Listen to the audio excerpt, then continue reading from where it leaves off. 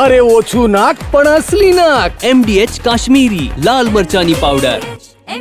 સુરતમાં ઊનના સાયરાનગરમાંથી એસઆરની કામગીરી વખતે મતદારો ગાયબ થવા મુદ્દે સવાલ ઊભા થયા. રાતોરાત મતદારો ગાયબ થવાની ઘટના પર કોર્પોરેટર સવાલ ઉઠાવ્યા. કોર્પોરેટર સોમનાથ મરાઠે મનપાની સામાન્ય સભામાં મુદ્દો ઉઠાવ્યો છે.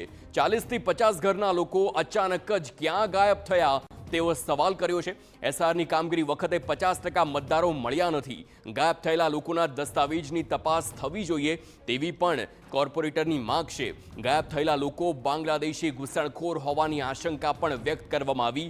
જે મકાનોમાં તાળા લાગ્યા છે તે આંકડાની અધિકારીએ તપાસ કરવી જોઈએ.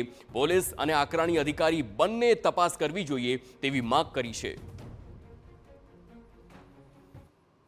સુરતના ઊન વિસ્તારની અંદર છેલ્લા કેટલા સમયથી એક જે વિવાદ જે સામે આવ્યો છે કે સરની જે કામગીરી ચાલી રહી હતી તે દરમિયાન કેટલાક જે બાંગ્લાદેશીઓ છે તે ઘર ખાલી કરીને ચાલ્યા ગયા છે, તેની તપાસ થવી જોઈએ તેવા અલગ અલગ મુદ્દાઓ ઉપર જે રજૂઆત થઈ રહી છે. ત્યારે જે ટ્રાન્સપોર્ટ જે ચેરમેન છે મહાનગરપાલિકાના તેમના દ્વારા પણ જે બેઠકની અંદર જે રજૂઆત કરી છે તે સોમનાથભાઈ સાથે વાત કરીશું. સોમનાથભાઈ, આપના તરફથી કઈ રીતની રજૂઆત કરી છે, કેટલી ગંભીર બાબત?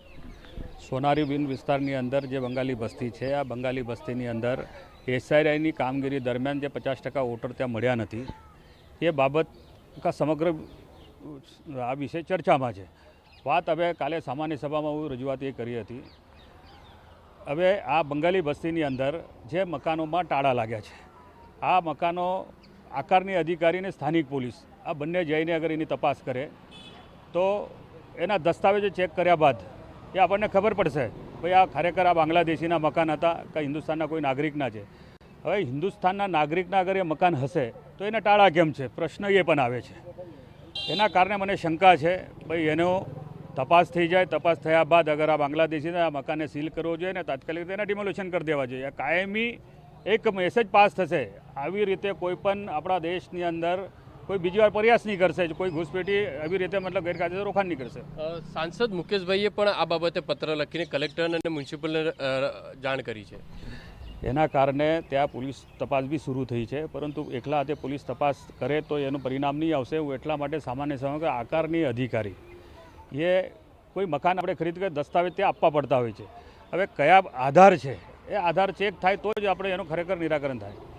જે રીતે સોમનાથભાઈ કહી રહ્યા છે તે પ્રમાણે આખી જે વસ્તી જે છે ત્યાંથી ગાયબ થઈ છે તેની તપાસ છે તે થવી જોઈએ. મકાનો છે તે કોના છે, મિલકત કોની છે તેની પણ જો ડોક્યુમેન્ટની તપાસ કરવામાં આવે તો અનેક ઘટસ્ફોટ થઈ શકે છે તેવી માંગ છે તે ઉઠાવવામાં આવી છે.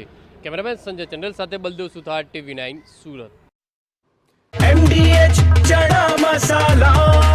હવે છોલા હોય કે ચોળા, સફેદ ચણા હોય કે કાળા ચણા, બધું મજેદાર બનશે. MDH